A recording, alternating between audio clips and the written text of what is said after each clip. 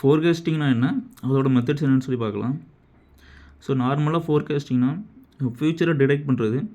So இதை industrial engineering பொறுத்தளவில் forecasting என்னென்னா demand of product. So 1 month லேட்டரா 2 மந்த் லேட்டரா அந்த ப்ராடக்ட்டோட டிமாண்ட் எப்படி இருக்கும். ஸோ அதுக்காக நம்ம வந்து இப்போ எப்படி என்ன மாதிரி ஆப்ரேஷன் பண்ணணும். ஸோ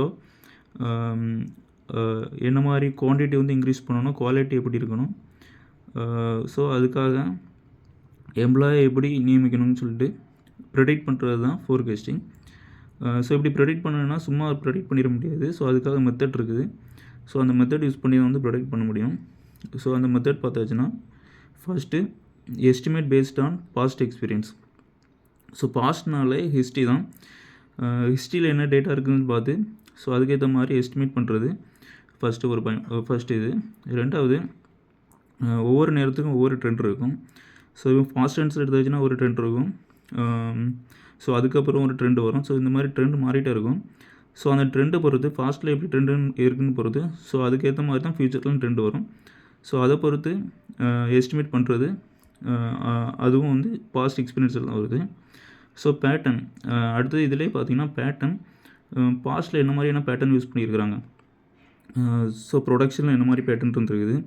ஸோ சேல்ஸ்லாம் எந்த மாதிரியான பேட்டர்னில் மூவ் ஆகியிருந்துருக்குன்னு சொல்லி அதை வச்சு எஸ்டிமேட் பண்ணுறது இந்த எஸ்டிமேட் பாஸ்ட் எக்ஸ்பீரியன்ஸில் வரும். ஸோ ரெண்டாவது method sales for estimate. So சேல்ஸ்னாலே சேல்ஸ் பண்ணுறது யாருன்னா சேல்ஸ்மேன் தான். ஸோ இப்போ சேல்ஸ்மேனுக்கு தெரியும் ஃப்யூச்சர் எப்படி எஸ்டிமேட் பண்ணுறேன்னு சொல்லிட்டு.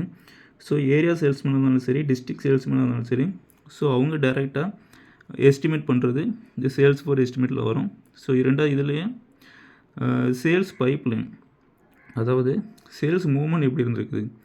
ஸோ இந்த சேல்ஸ் மூவ்மெண்ட் எப்படி இருக்குதுன்னு பொறுத்து ஸோ அதை வச்சு எஸ்டிமேட் பண்ணலாம். ஸோ அடுத்த இதில் காம்படிட்டர். ஸோ காம்படிட்டர் என்ன மாதிரியான ப்ரைஸ் வந்து நிர்ணயிக்கிறாங்க. ஸோ அவங்களோட ப்ரைஸை விட நம்ம கம்மியான ப்ரைஸ் வச்சாச்சுன்னா நமக்கு சேல்ஸ் ஆகும்.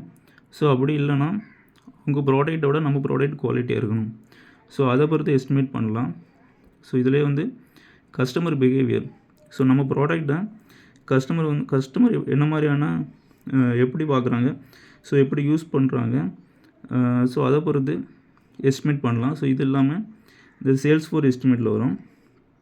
ஸோ மூணாவது ட்ரெண்ட் லைன் எஸ்டிமேட்.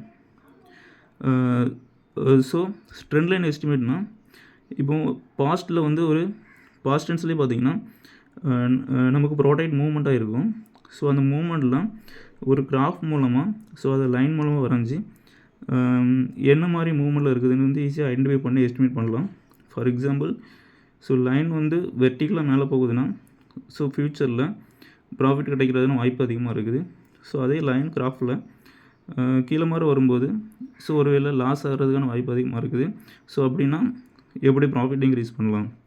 ஸோ இந்த மாதிரி ட்ரெண்ட் லைன் யூஸ் பண்ணி எஸ்டிமேட் பண்ணுறது ஃபோர்காஸ்டிங் மெத்தடில் ஒரு மெத்தட் தான். ஸோ நாலாவது கரெக்ஷன் மெத்தட். ஸோ இந்த கரெக்ஷன் மெத்தட் பொறுத்தவரை எந்த ஒரு ப்ராடக்ட் ஃப்யூச்சரில் பண்ணும்போதும் ஸோ அதில் வந்து அக்யூரேசியை வந்து இம்ப்ரூவ் பண்ணணும். ஸோ அக்யூரேசி இம்ப்ரூவ் பண்ணணும்னா அந்த டைமில் ப்ரொடக்ஷன் நடக்கும்போது இம்ப்ரூவ் பண்ண முடியாது.